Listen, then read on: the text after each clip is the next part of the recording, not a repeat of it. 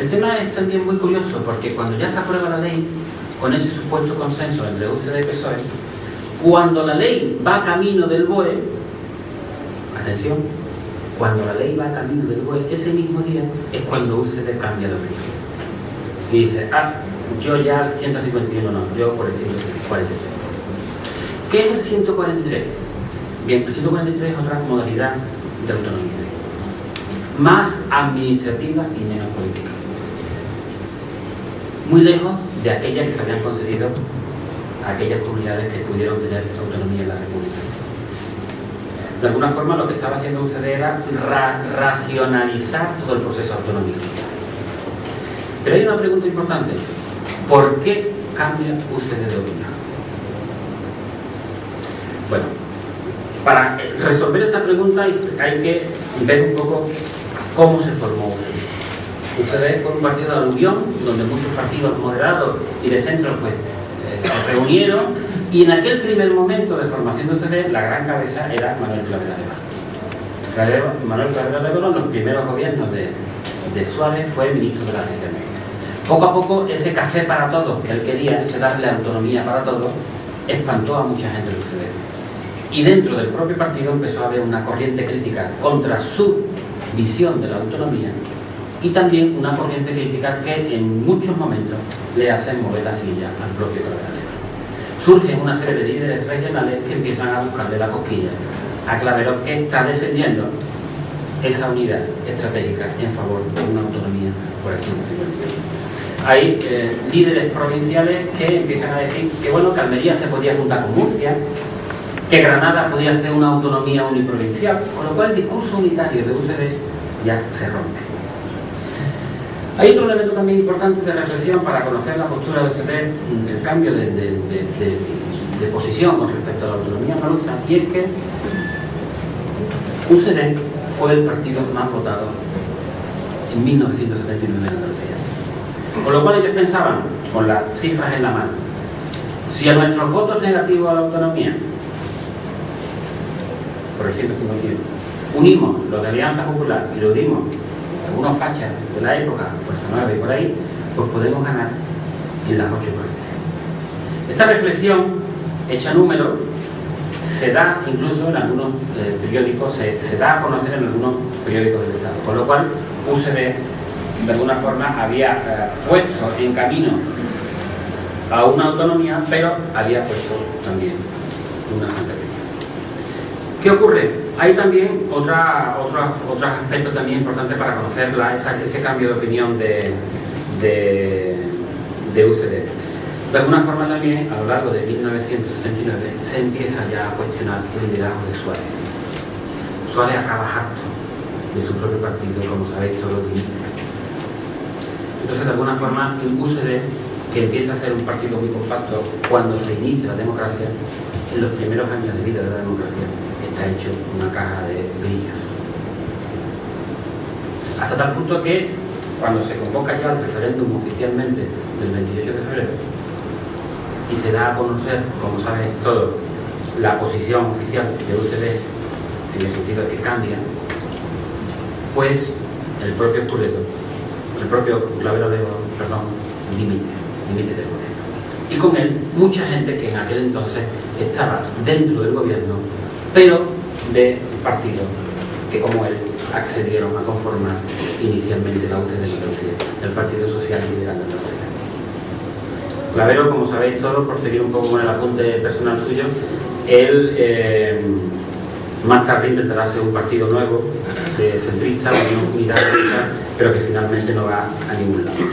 Cuando se convoca el referéndum el 28 de febrero, y también precisamente para contrarrestar este impacto mediático de Clavera Levarón, también para reclamar del Poder Central ayudas que no llegaban y ciertas medidas de boicot abiertos que se estaban haciendo para que ese referéndum triunfase, pues el propio Rafael Escudero, como presidente de la Junta de Andalucía, tiene que hacer, en la sede de la presidencia de la Junta en Sevilla, tuvo que hacer una huelga de hambre de 72 horas. Y lo que pasó el 28 de febrero no hace falta decir mucho. Yo creo que está en la mente y en la sensibilidad de todos, ¿no? Quizá el ejemplo más sintomático es que el propio Escudero va a votar y él no está en la lista de censo, y sí estaba la hija que tenía 3 años. De alguna forma la izquierda también, visto ya con ojos críticos, la izquierda pecó de inocencia, pecó de no darse cuenta de que realmente los censos de la época estaban absolutamente viciados de la época franquista, y que los ayuntamientos, aun siendo democráticos ya, no habían tenido prácticamente tiempo material para hacer unos censos democráticos y buenos.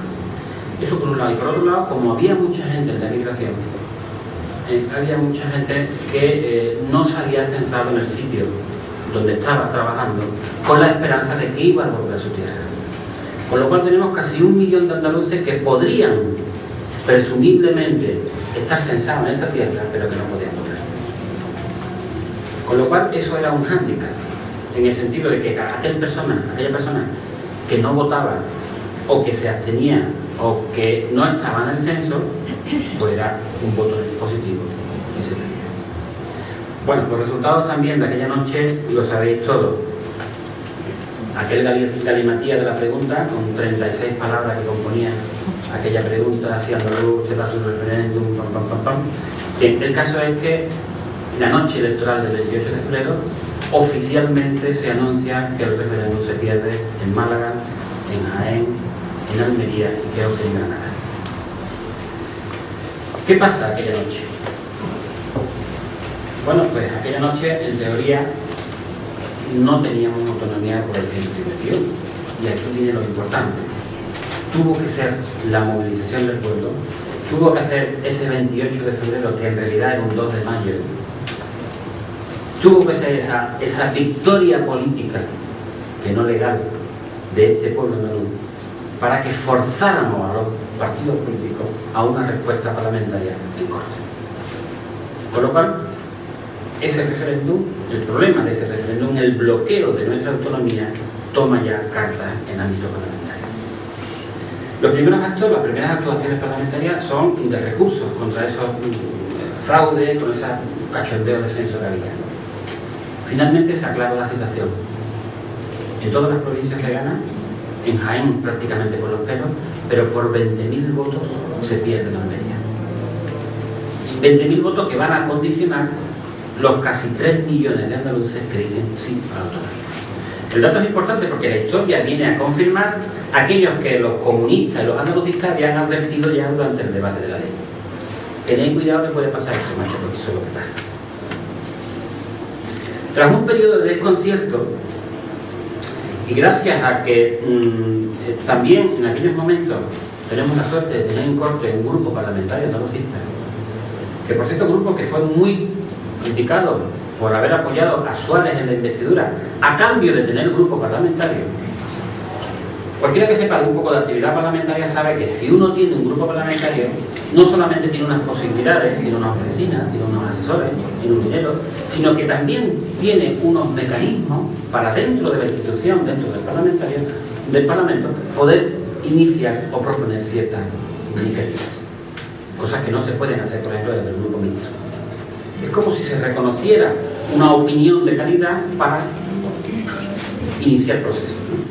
Y efectivamente, el hecho de que en Andalucía en aquellos momentos tuviéramos un grupo parlamentario en corte va a ser algo importantísimo porque, según se documenta, y a las actas del Congreso de Diputados me remito, todas las iniciativas para el desbloqueo, el primer partido que va a llevar la iniciativa va a ser el Partido Socialista de Andalucía.